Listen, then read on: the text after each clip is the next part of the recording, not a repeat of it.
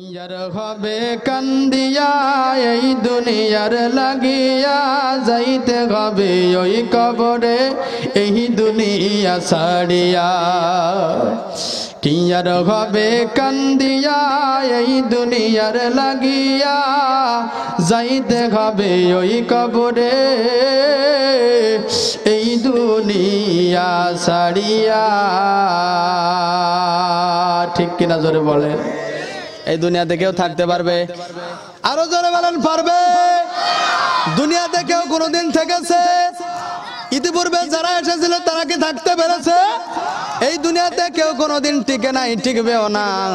আমরা যারা এখানে বসা আছি মাহফিলে, গত মাহফিলে যারা ছিল দেখা গেল অনেকে আমাদের মধ্যখান থেকে বিদায় নিয়ে চলে গেছে। আজকে যারা বসা আগামী মাহফিলে হয়তো বা অনেকে থাকবে না।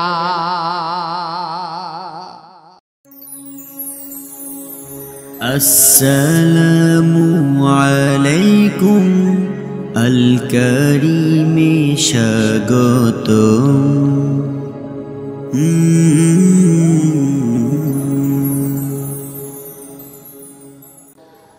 من يهده الله فلا مضل له ومن يضلله فلا هادي له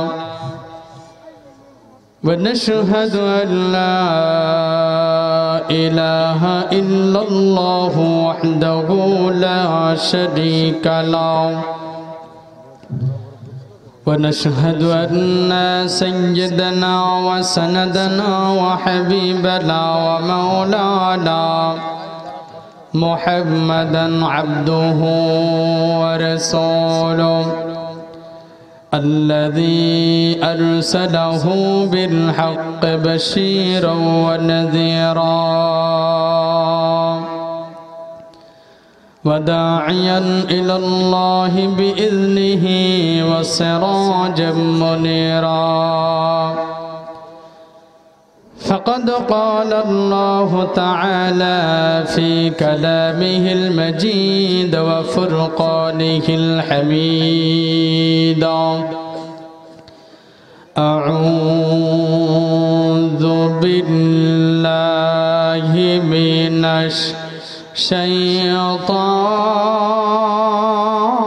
الشيطان الرجيم.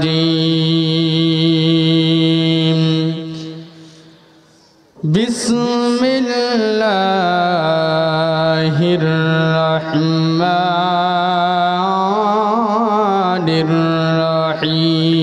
الرحيم.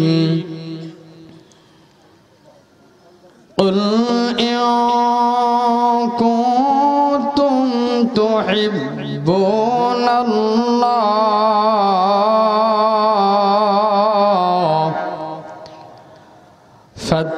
فاتبعوني يحبب لكم ويغفر لكم ذنوبكم والله غفور رحيم. وقال النبي صلى الله عليه وسلم: من أحب سنتي فقد أحبني ومن أحبني كان معي في الجنة أو كما قال النبي صلى الله عليه وسلم. وقال تعالى في شان حبيبه: إن الله وملائكته يصلون على النبي يا أيها الذين آمنوا صلوا عليه وسلموا تسليما. সকলে মহব্বতের সাথে আমার সঙ্গে বলেন: اللهم صل على محمد وعلى آل محمد كما صليت على إبراهيم وعلى آل إبراهيم إنك حميد مجيد اللهم بارك على محمد وعلى آل محمد كما باركت على إبراهيم وعلى آل إبراهيم إنك حميد مجيد بلغ العلا بكماله كشف الدجى بجماله حسنت جميع خصاله صلى عليه وآله لا إله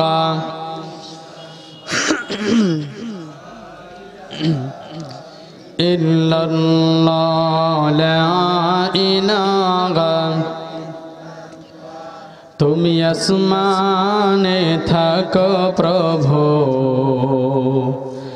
আমি জমিনে তবু তোমারি প্রেম জমে হৃদয় গহীনে তুমি আসমানে থাকো প্রভু আমি জমিনে তবু তোমারি প্রেম জমে হৃদয় গহীনে আমি তোমারি গোলাম গো অন্য কারো না আমি তোমারি গোলাম গো অন্য কারো না আলিমুল গায়ব তুমি মালিক রব্বানা আল্লাহু আল্লাহু আল্লাহু আল্লাহ আল্লাহু আল্লাহু আল্লাহু আল্লাহ তুমি আসমানে থাকো প্রভু আমি জমিনে তবু তোমারি প্রেম জমে হৃদয় গহীনে আমি তোমারি গোলাম গো অন্য কারো না আমি তোমারি গোলাম গো অন্য কারো না আলিমুল গায়ব তুমি মালিক রব্বানা আল্লাহু আল্লাহু আল্লাহু আল্লাহ আল্লাহু আল্লাহু আল্লাহু আল্লাহ আলহামদুলিল্লাহ মদিনাতুল উলুম মাদ্রাসাতুল হিজুল বাড়িয়া এর উদ্যোগে আয়োজিত তৃতীয় বার্ষিক তাফসিরুল কোরআন মাহফিলের সম্মানিত সভাপতি সাহেব হযরত উলামায়ে কেরাম সম্মুখে উপবিষ্ট আছেন বিভিন্ন স্থান থেকে আগত দিনদার ইমানদার মুসলমান ভাইরা পর্দার অন্তরালে অবস্থানরত শ্রদ্ধেয় সম্মানিত আমার মা ও বোনেরা সকলকে জানাই আমার আন্তরিক মোবারকবাদ ও সালাম আসসালামু আলাইকুম ওয়া রাহমাতুল্লাহি ওয়া বারাকাতুহু সর্বপ্রথম সে মহান আল্লাহ পাকের দরবারে কৃতজ্ঞতা জ্ঞাপন করছি যে আল্লাহ পাক আমাদের সকলকে অত্যন্ত ভালোবেসে মহব্বত করে এশার নামাজের পর থেকে নিয়ে পর্যন্ত ধৈর্য সহকারে কোরআনুল কারীমের তাফসীরের মাহফিলে বসে থাকার মতো সৌভাগ্য দান করেছেন এজন্য সকলেই প্রাণ উজাড় করে ভক্তি ভরে সমস্যার কণ্ঠ ছেড়ে দিয়ে সে মহান সত্তার দরবারে সকলেই কৃতজ্ঞতা জ্ঞাপন করছি সকলেই বলছি আলহামদুলিল্লাহ মোহাব্বতের সাথে জবান ছেড়ে দিয়ে আল্লাহকে ডাকতে কষ্ট হয় আওয়াজ করতে হবে কষ্ট হয় আল্লাহকে ডাকলে আল্লাহ খুশি হয় না বেজার হয় জোরে বলেন আল্লাহ খুশি হয় না বেজার হয় সকলে মোহাব্বতের সাথে আমার সাথে বলেন আলহামদুলিল্লাহ হামদান কাসীরান তাইয়িবান মুবারাকান ফীহি। প্রশংসা করলাম কার? এই আওয়াজ দিলে তো হবেই না, এই আওয়াজ দিলে তো হবেই না। একটু পিক আপ নিয়ে জোরে বলেন তো, প্রশংসা করলাম কার? হয় নাই? মহব্বতের সাথে আরো জোরে জবান ছেড়ে সকলে বলেন, প্রশংসা করলাম কার? মহব্বতের সাথে ওই আল্লাহ পাককে খুশি করার জন্য মুসলমানের ইমানি কণ্ঠে আওয়াজকে বুলন্দ করে সকলে একবার আল্লাহকে ডাক দেন, জোরে বলে আল্লাহু আকবার, আরো জোরে আল্লাহু আকবার। খুশি হলো কে? জোরে বলেন, খুশি হলো কে? বেজার হলো কে? শয়তান। তাহলে আপনারা আল্লাহকে খুশি করবেন না শয়তানকে খুশি করবেন? আল্লাহকে যদি খুশি করতে চান তাহলে মহাব্বত নিয়ে কণ্ঠকে বুলন্দ করে নারায়ে তাকবীরের আওয়াজ উচ্চ করে বলতে হবে। পারবেন তো ইনশাআল্লাহ? আল্লাহ তাআলা আমাদের সকলকে কবুল করুক, জোরে বলেন আমিন, আর জোরে আল্লাহুম্মা আমিন। ভাইরা আমার, বন্ধুরা আমার, আপনাদের খেদমতে বসেছি, সময় খুব স্বল্প, অল্প সময়ের ভিতরে দুটি কথা আলোচনা করব, মালিক যদি তৌফিক দেন তবে আপনাদের কাছে দোয়া চাই, আল্লাহ পাক যেন আমার জবান থেকে এমন একটা কথা বাহির করে দেয় যে কথাটা আপনার এবং আমাদের সকলের জন্য হেদায়েতের ওসিলা হয়ে যায়। জোরে বলি আমিন, আর জোরে আল্লাহুম্মা আমিন। আমি ভূমিকার দিকে যাব না, ভূমিকা ছাড়া আমি আমার মূল আলোচনার দিকে চলে যাব। কোরআনুল হাকিম থেকে আমি সুপ্রসিদ্ধ একটা আয়াত তেলাওয়াত করেছি। রাসূল করিম সাল্লাল্লাহু আলাইহি ওয়াসাল্লামের অসংখ্য গণিত হাদিস থেকে একটা হাদিস তেলাওয়াত করেছি। এই কোরআন আর হাদিসের সমন্বয়ে দু একটা কথা বলে আমি আমার আলোচনা ইতি টানব ইনশাআল্লাহ তাআলা। আলোচনা শুরু করার আগে আমি একটা কথা বলে দিতে চাই, এই কথাটা যদি আপনাদের জেহেনের ভিতরে খুব ভালো করে নেন তাহলে আলোচনাটা বোঝা আপনাদের সকলের জন্য খুব সহজ হবে। আমাদের বাংলাদেশে সব থেকে সফল একটা ব্যবসা আছে না? গার্মেন্ট ব্যবসা, গার্মেন্ট শিল্প, ঠিক কিনা ধরে বলেন? বাংলাদেশের ভিতরে সব থেকে সফল শিল্প হচ্ছে গার্মেন্ট শিল্প। বর্তমান বাংলাদেশের ভিতরে শতাধিক গার্মেন্ট শিল্প আছে যেখানে লক্ষ লক্ষ শ্রমিক কাজ করে। সেখানে বাংলাদেশের লক্ষ লক্ষ শ্রমিক কাজ করে, তাদের কাজটা হলো তারা পোশাক প্রস্তুত করে, ঠিক কিনা জোরে বলেন? তারা যে সেখান থেকে সকাল 8টা বলেন 9টা বলেন যখনই বলেন না কেন, ডিউটি থেকে শুরু করে নিয়ে সকাল থেকে নিয়ে সন্ধ্যা পর্যন্ত তারা যে সেখানে শ্রম দেয়, তারা যে সেখানে কাজ করে, এই সারাটা দিন তারা কাজ করে, পোশাক প্রস্তুত করে। এই পোশাক প্রস্তুত করে এই পোশাকগুলা যে প্রস্তুত হলো এগুলা আমাদের গায়ে আসে না, আমরা এটা কিনতে পারি না। এখান থেকে প্রস্তুত হয়ে পোশাকগুলা সকলগুলা বিদেশে চলে যায়, ঠিক কিনা জোরে বলেন? এগুলো বিদেশে এক্সপোর্ট হয়, বিদেশি মার্কেটগুলোতে লক্ষ লক্ষ ডলারে বিক্রি হয়। এগুলো আমরা গায়ে দিতে পারি না, ঠিক কিনা জোরে বলেন? আপনাদেরকে একটা কথা বলি, এই যে লক্ষ লক্ষ শ্রমিক এখানে কাজ করে, পোশাক প্রস্তুত করে, এই পোশাক প্রস্তুতের জন্য তাদের সম্মুখে দুইটা জিনিস দেওয়া হয়, তাদেরকে দুইটা শর্ত দেওয়া হয়।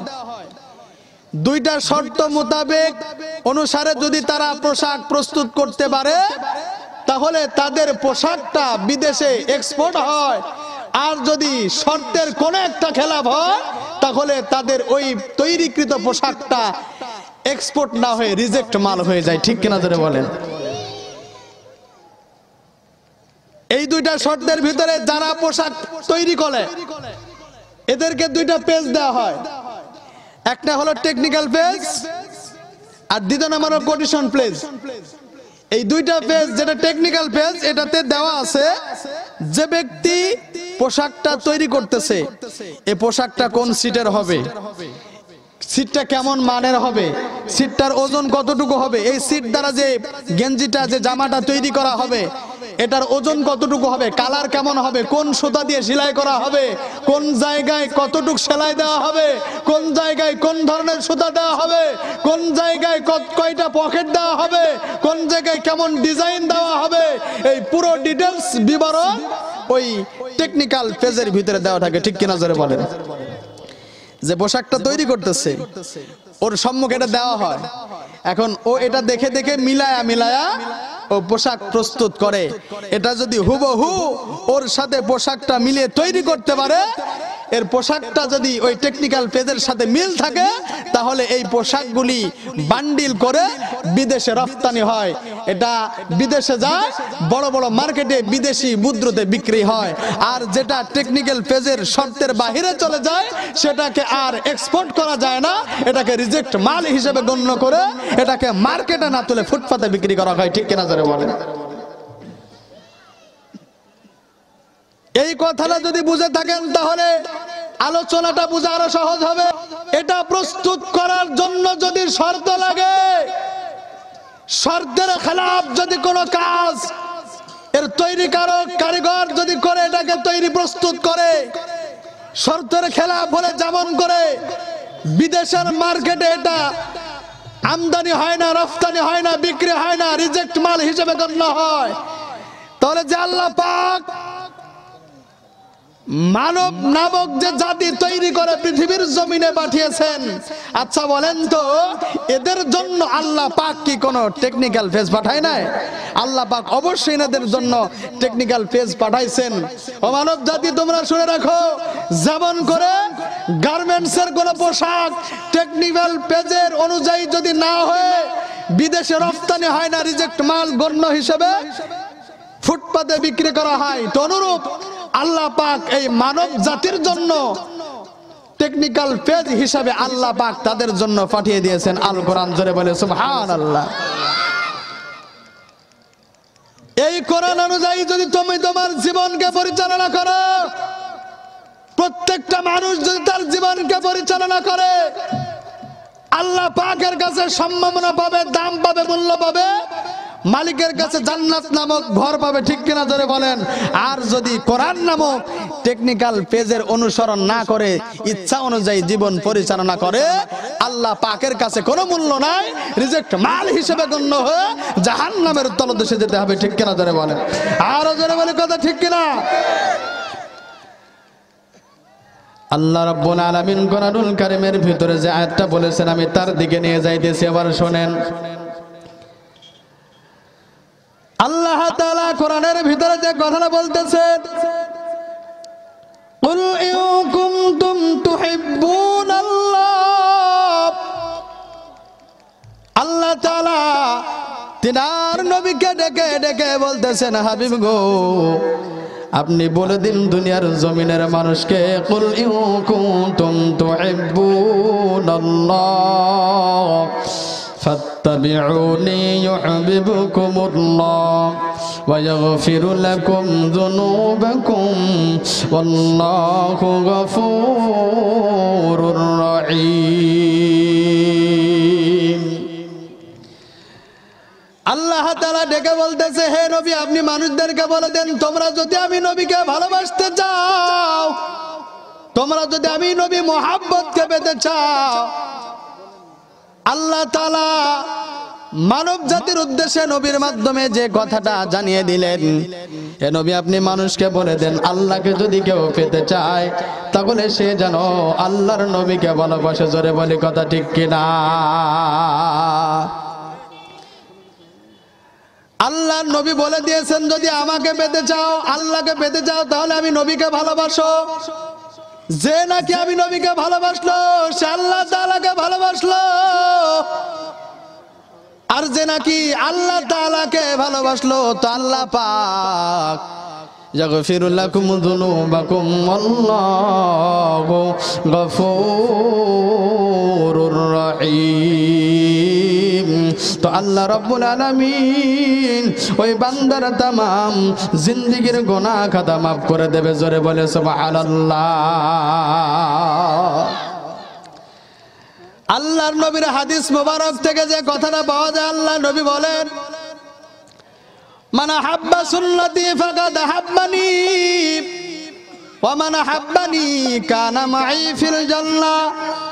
আল্লাহর নবী বলেন, যে কেউ যদি আমাকে মহব্বত করতে চাও, যদি আমাকে ভালোবাসতে চাও, তাহলে আমার সুন্নতকে ভালোবাসো।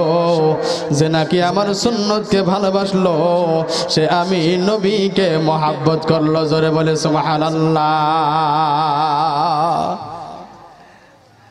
তাহলে আল্লাহর নবীকে যদি ভালোবাসতে হয় তাহলে আল্লাহর নবীর সুন্নতকে ভালোবাসতে হবে। ও মুসলমান, আল্লাহর নবী তো দুনিয়ার জিন্দেগিতে, দুনিয়ার জমিনে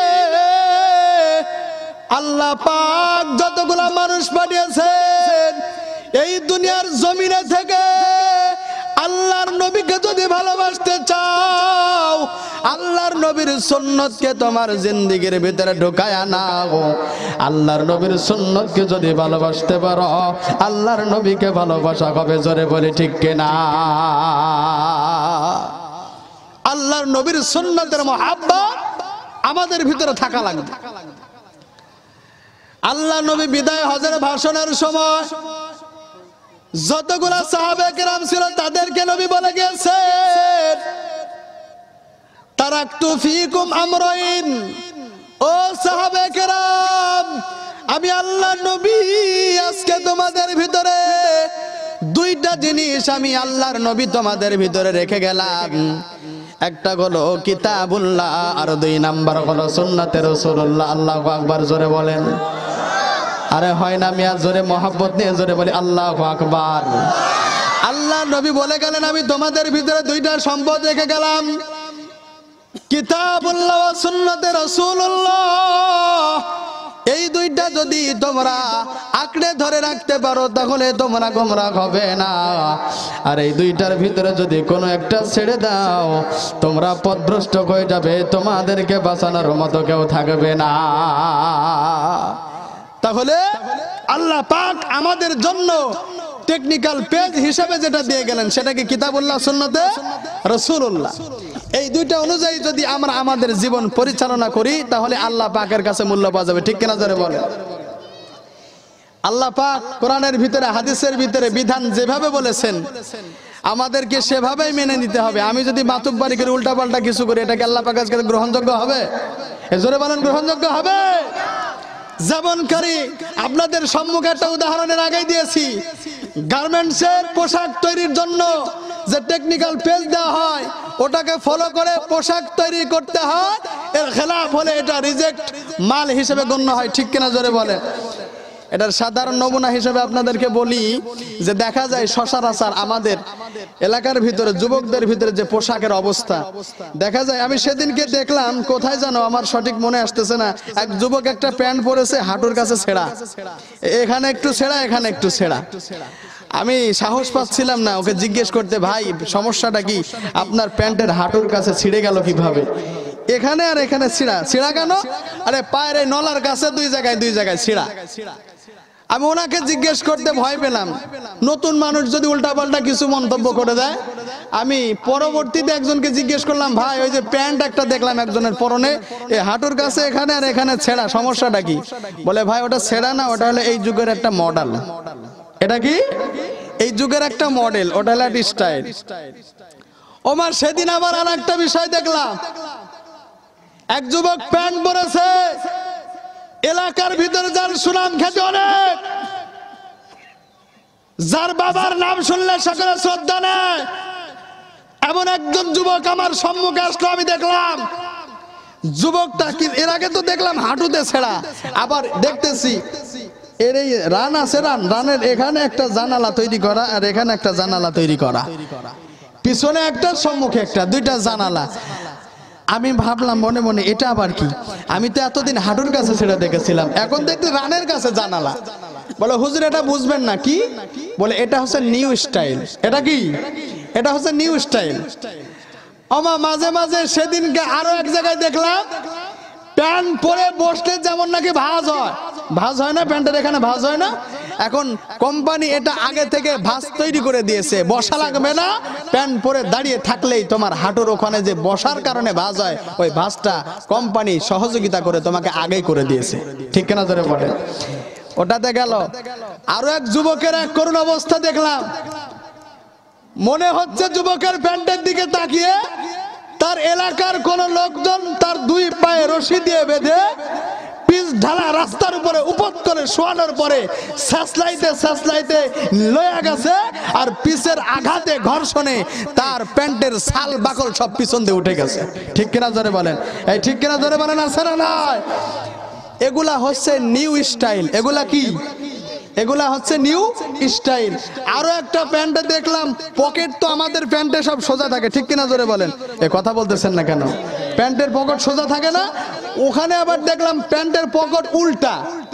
আমি আবার বললাম এই ফ্যাক্টরি বা কোম্পানি এটা আবার ভুল করে লাগাইছে নাকি? বলেন না, এটা কোম্পানি ভুল করে লাগায় নাই, ওর টেকনিক্যাল পেজের যে নিয়ম দেয়া আছে পকেটটা উল্টো করেই লাগাতে হবে। ওখানে যদি কারিগর মাতুব্বারি করে পকেটটা উল্টা করে না লাগে সোজা লাগাইতো, ওটা বিদেশের মার্কেটে এটা রফতানি না হয়ে এটা রিজেক্ট মাল হিসেবে এটা ফুটপাতে বিক্রি করে দিতে। ঠিক কিনা জোরে বলেন? এখানে মাতুব্বারি আর ভন্ডামি চলে না। কোম্পানি টেকনিক্যাল পেজের ভিতরে যেভাবে বলেছে ওভাবেই লাগিয়ে দাও। তুমি মাতুব্বারি করে সোজা লাগাবা, ওটা রিজেক্ট মাল হিসেবে গণ্য করে ওটা ফেলে দেবে, ওটা মার্কেটে লক্ষ লক্ষ মুদ্রাতে বিক্রি হবে না। কথা বলেন ঠিক কিনা? এই জন্য বলতেছি মুসলমান কথাগুলো ভালো করে শুনবেন। এই দুনিয়ার জমিনে সাধারণ মার্কেটের মাল যদি তার টেকনিক্যাল পেজের অনুযায়ী যদি না হয়, এটা যদি রিজেক্ট হয়ে যায়, তবে দুনিয়ার জমিনে আল্লাহ পাক যে মানুষগুলা পাঠিয়েছেন তাদের জন্য টেকনিক্যাল পেজ পাঠাইলেন কোরআন। আল্লাহ নবীর হাদিস যেটা টেকনিক্যাল পেজ। ও দুনিয়ার মানুষ, আল্লাহ পাক এই যে তোমাদের জন্য যে নীতিমালা দিয়েছে, এই নীতিমালা যদি ভুলে গিয়ে তোমরা যদি তোমাদের মন মতো চলো, কিয়ামতের ময়দানে আল্লাহ পাকের কাছে যেই দিনকে দাঁড়াবা, আল্লাহ পাক তোমাদেরকে গ্রহণ না করে রিজেক্ট মালিক হিসেবে জাহান্নামে দিয়ে দেবে। ঠিক কিনা যারা কান? এই জন্য মুসলমান কথাগুলো খুব ভালো করে শুনবেন। বর্তমান যুগে নবীজির সুন্নাত নাই, আল্লাহর নবীর সুন্নাতটা খুঁজে পাওয়া যায় না। বর্তমান যুগে মাহফিলে বলেন, মসজিদে বলেন, যেখানেই বলেন, আল্লাহর নবীর প্রকৃত সুন্নাত যেটা সেটা তো আর নাই। আজকে যদি নবীজির সুন্নাত আমরা খুঁজতে যাই, আল্লাহর নবীর সুন্নাত পূর্ণাঙ্গ পাওয়া যায় না। ঠিক কিনা জোরে বলেন? আজকে আবার নতুন নতুন ফতোয়া বাহির হয় যে টুপি ছাড়া নামাজ পড়া যায় আছে, এরকম কথা আছে না নাই? জোরে বলেন, আছে না নাই? এইরকম অনেকে ফতোয়া দেয় যে টুপি ছাড়া নামাজ হবে। আল্লাহ নবীর অনেক সুন্নাত আছে যেগুলাকে তারা বাদ দিতে চায়। আজীব ব্যাপার। জিন্দেগিতে কোনদিন কোন ফতোয়ার কিতাবে, জিন্দেগিতে কোনদিন কোরআনের ভিতরে, জিন্দেগিতে কোনদিন হাদিসের ভিতরে এমন কোন ফতোয়া পেলাম না, এমন কোন হাদিস পেলাম না, এমন কোন আয়াত পেলাম না যে আল্লাহর ইবাদত বন্দেগিতে তুমি যখন নামাজ পড়তে যাবা টুপি ছাড়া সুন্নাত আদায় হবে, এমন কোনদিন আমি দেখলাম না। আর কিছু ধরনের লোক এটা ফতোয়া দেয় টুপি ছাড়াও নামাজ হবে, টুপি সুন্নাত না করলেও হয়। আছে না নাই? কথা বলেন না কেন? আরো জোরে বলেন, আছে না নাই? আপনারা কি ঘুমাচ্ছেন নাকি? একটু আওয়াজ দেন, হাত দুইটা উপরের দিকে তোলেন তো, তোলেন তোলেন, হাত তোলেন, হাত তোলেন, হাত তোলেন, না দেন, নাড়া দেন, নাড়া ছেড়া দেন, জবান ছেড়ে আল্লাহকে ডাকেন তো, ইয়া আল্লাহ। হয় না? আরো জোরে বলেন আল্লাহ। আরো মহব্বতের সাথে সকলে ডাকেন আল্লাহ। ও বাবা, আল্লাহকে ডাকতে কি কষ্ট হয়?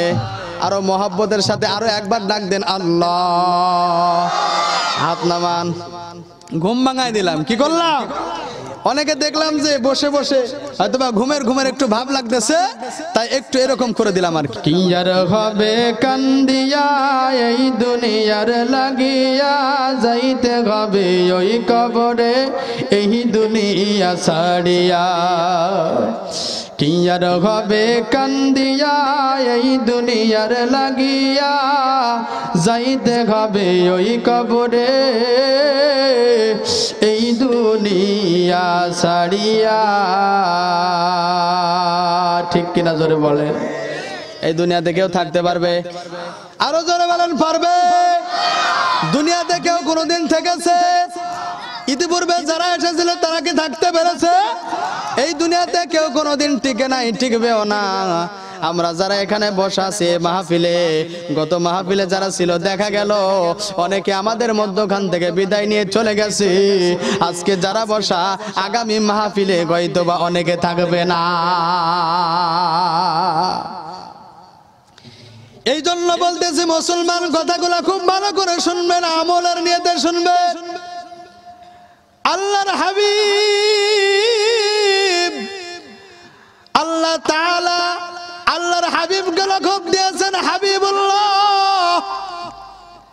ইব্রাহিম আলাইহিস সালাতু ওয়াস সালামকে আল্লাহ তাআলা তাকে লকব দিয়েছেন খলিলুল্লাহ। আর হযরতে মূসা আলাইহিস সালাতু ওয়াস সালামকে লকব দিয়েছেন কালিমুল্লাহ। আমাদের নবী হাবিবুল্লাহ খলিলুল্লাহ বলা হয় যে নাকি স্বয়ং আল্লাহ পাকের জন্য নিজে জ্বলতে প্রস্তুত। সুবহানাল্লাহ যারা বলেন। খলিলুল্লাহ তো তাকে বলা হয় আল্লাহ পাকের জন্য যে স্বয়ং নিজে আগুনের ভিতরে ঝাঁপ দেওয়ার জন্য তৈরি হয়ে যায়। আর কালিমুল্লাহ তো তাকে বলা হয় যে স্বয়ং আল্লাহ পাকের সাথে দূর পর্বতে কথা বলার জন্য তৈরি হয়ে যায়।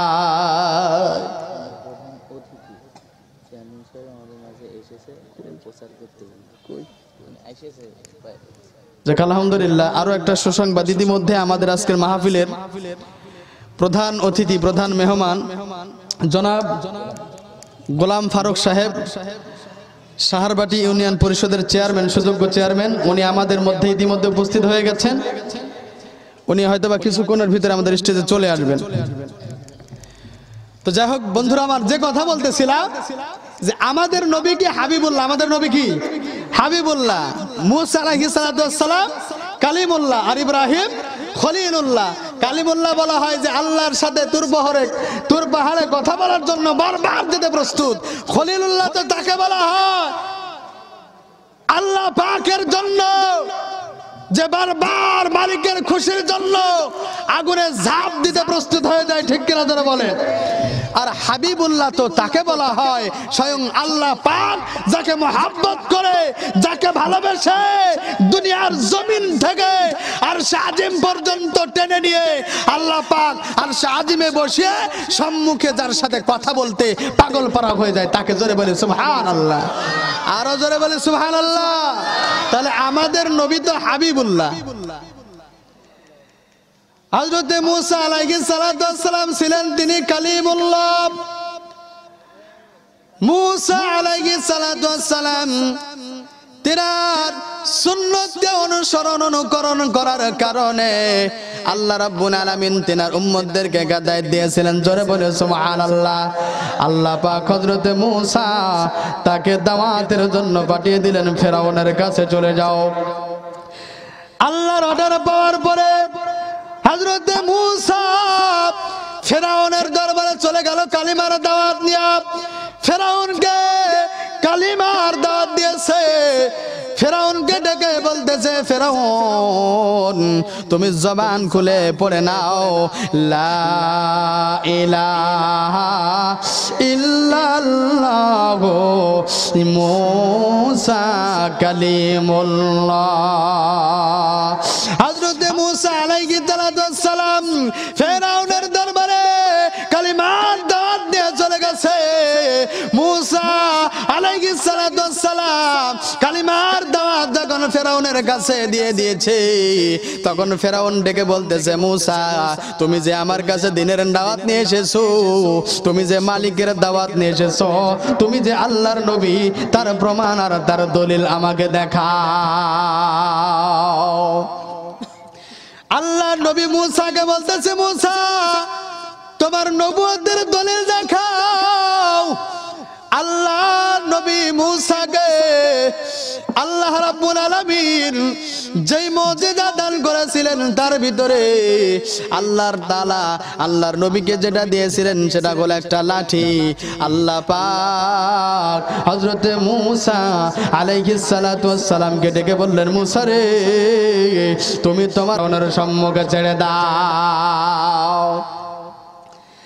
আল্লাহর অর্ডার পাওয়ার পরে মুসা হাতের লাঠিটা যখন ফেরাউনের রাজপ্রাসাদের ভিতরে ছেড়ে দিয়েছে, তা আল্লাহ পাকের অর্ডার পাওয়ার পর মুসা আলাইহিস সালাতু ওয়াস সালামের হাতের লাঠিটা জমিনের ভিতরে পড়ার সঙ্গে সঙ্গে এত বড় সাপের রূপ আকার ধারণ করেছে যে সাপটার এত বড় ছিল যেটার দূরত্ব হলো 40 গজ। আল্লাহু আকবার, জোরে বলেন, আরো জোরে বলি আল্লাহু আকবার। Hey there. Subscribe to my channel. And also press this bell icon, so you never miss any new updates, cause whenever we upload new video you will get a notification on your phone.